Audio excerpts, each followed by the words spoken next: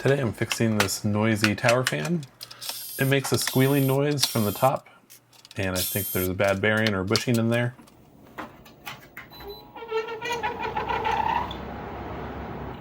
If you look closely, you can see the bushing that's meant to spin on the shaft is actually spinning inside the rubber bushing. It's not supposed to be that way. The whole bushing fell apart in my hands when I pulled it out, so I'm going to 3D print a replacement part, and one that uses an actual bearing instead of a bushing. This is the sound I was trying to reproduce. Every once in a while the fan would just go nuts. So I'm removing the old bushing and installing my new 3D printed bearing holder. The bearing is a pretty tight fit. You really have to press it in. It's a direct bolt-in replacement for the old bushing.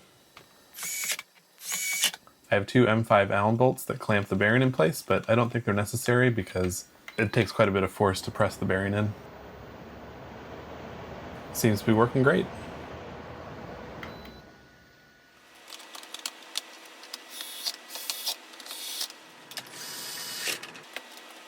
If you have one of these fans and it's starting to get noisy, you can download my print for free. I'll leave a link in the description below, as well as the bearing part number.